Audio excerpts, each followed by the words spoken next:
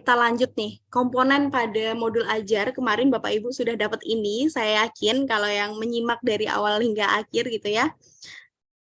Oke, ada informasi umum, komponen inti dan lampirannya. Nah, di sini Bapak Ibu lembar kerjanya ada di lampiran, rubriknya juga ada di lampiran. Jadi ketika di sini itu full dengan penyampaian seumpama asesmen, berarti mungkin lebih ke apa ya, lebih ke deskripsinya aja.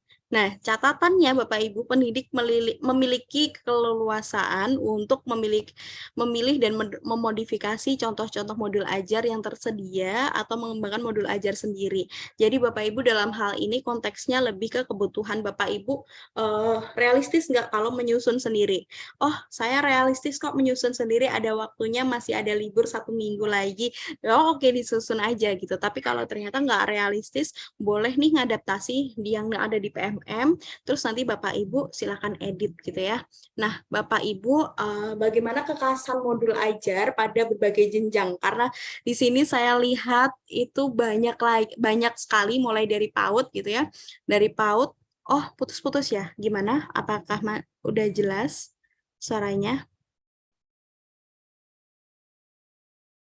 Oke. Sudah jelas? Oke, baik. Terima kasih. Nah, bagaimana kekhasan modul ajar pada berbagai jenjang? Nah, khawatirnya kalau Bapak Ibu, oh saya di PAUD nih, kayak nggak relate ya, gitu ya. Terus, oke. Kita coba ngobrol dulu, mulai dari PAUD dulu nih ya, Bapak Ibu yang PAUD, ayo kita pasang pasang konsentrasi dulu. Untuk PAUD itu rencana pembelajaran pada PAUD gitu ya, dokumen yang setidaknya memuat tujuan pembelajaran, langkah-langkah kegiatan dan asesmen yang dibutuhkan dalam satu unit topik ya, berdasarkan alur tujuan pembelajaran dan rentang waktu yang telah ditentukan. Ini khasnya kalau di PAUD ini modul ajarnya. Tapi kalau di pendidikan khususnya berdasarkan hasil asesmen diagnostik sehingga pengembangan modul ajar dimungkinkan terjadi lintas fase elemen. Nah, ini Bapak Ibu yang pendidikan khusus tentang pengembangan modul ajarnya, selain sesuai dengan struktur yang ada di komponen tadi gitu ya, juga sesuai dengan kebutuhan peserta didik berdasarkan hasil asesmen diagnostiknya. Nggak bisa sama rata gitu, nggak bisa. Tapi bisa jadi per murid itu memiliki hambatan yang masing-masing berbeda gitu. Nah, kalau pendidikan kesetaraan, penyusunan langkah-langkah pembelajaran memperhatikan bentuk pembelajaran, jadi mulai dari tatap muka, tutorialnya seperti apa, terus mandiri atau kombinasi secara proporsional dari ketiganya tadi. Kalau ada tutorial, harus ada tutorialnya gitu ya.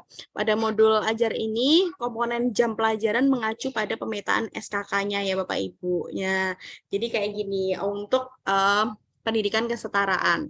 Namun kalau untuk SMK nih Bapak Ibu, kalau untuk SMK pada mata pelajaran kejuruan gitu ya, khususnya mata pelajaran yang konsentrasi pada keahlian, itu modul dilengkapi dengan bahan ajar atau lembar kerja. Nah, jadi ada latihan-latihan seperti modul ajar yang mungkin pernah, mohon maaf, modul ajar yang pernah dibuat gitu ya, sebelumnya SMK biasanya udah punya modul ya.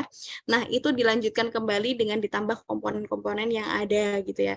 Nah, harus ada konsentrasi keahlian yang didiskusikan dengan mitranya. Kenapa harus ada mitra kalau di SMK gitu ya? Karena nanti biar relate ketika si anak ini mau praktik lapangan, kadang apa yang dipelajari di sekolah mungkin masih kurang gitu ya. Nah, makanya modul-modul ini perlu ditambahkan dengan diskusi bersama mitra dunia kerja. Nah, kalau untuk SMK seperti itu Bapak Ibu.